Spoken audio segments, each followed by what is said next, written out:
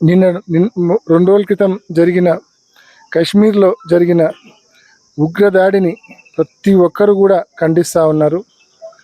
ముఖ్యంగా అత్యంత హృదయ విదారకమైన పరిస్థితి. ఆ ఫోటోలు ఆ వీడియోలు చూసినప్పుడు ఎంత కిరాతకంగా వాళ్ళు అక్కడికి వెళ్ళిన టూరిస్టులను హతమార్చారనేది చూసినప్పుడు ప్రతి ఒక్కరిలో కూడా ఒక తెలియని ఉద్వేగం వస్తున్న పరిస్థితి. నిజంగా ఇటువంటి గత కొన్ని సంవత్సరాలుగా పీస్ఫుల్గా ఉన్న మన కంట్రీలో ఇటువంటి ఉదంతం మళ్ళీ జరగడం అనేది అత్యంత దురదృష్టము.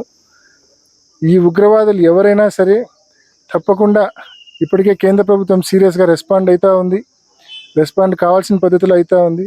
తప్పకుండా టిట్ ఫర్ టాట్ జరిగిన దానికి మళ్ళీ ప్రతిస్పందన అత్యంత బలంగా భయపడే విధంగా ఉండాలని చెప్పి కేంద్ర ప్రభుత్వాన్ని అందరం కూడా కోరుకుంటా ఉన్నాం.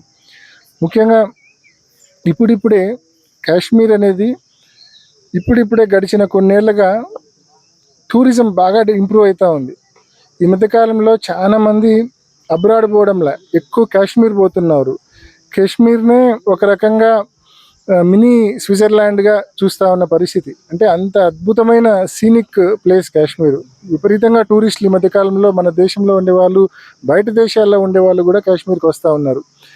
ఇటువంటి పరిస్థితుల్లో అన్ని రకాలుగా టూరిజం అక్కడ డెవలప్ అవుతున్న పరిస్థితుల్లో ఈ దాడి ఏదైతే జరిగిందో ఈ దాడి వలన నిజంగా టూరిజం కూడా పూర్తి స్థాయిలో ఎఫెక్ట్ అయ్యే పరిస్థితి. కాబట్టి తప్పకుండా ఈ దాడి చేసిన వాళ్ళు ఎవరైనా సరే, టీఆర్ఎఫ్ వాళ్ళైనా, ఏ టెర్రరిస్ట్ గ్రూప్ అయినా సరే, ఎంత పెద్ద గ్రూప్ అయినా సరే, ఖచ్చితంగా వాళ్ళను తుదముట్టించాలా. తగిన శాస్తి, తగిన బదులు వాళ్ళకు మరి ఖచ్చితంగా ఫిట్ రిప్లై వాళ్ళకు కూడా మరి తెలియజేయాలని చెప్పి కేంద్ర ప్రభుత్వాన్ని అందరి తరపున మనవి చేసుకుంటా ఉన్నాం. ఆ కుటుంబాలకు, చనిపోయిన వ్యక్తులకు వారి ఆత్మకు శాంతి చేకూరాలని, అదేవిధంగా వారి కుటుంబాలకు కోలుకోలేని దెబ్బది వాళ్ళకు ప్రగాఢ సానుభూతి ఆ కుటుంబాలకు తెలియజేస్తూ ఉన్నాం.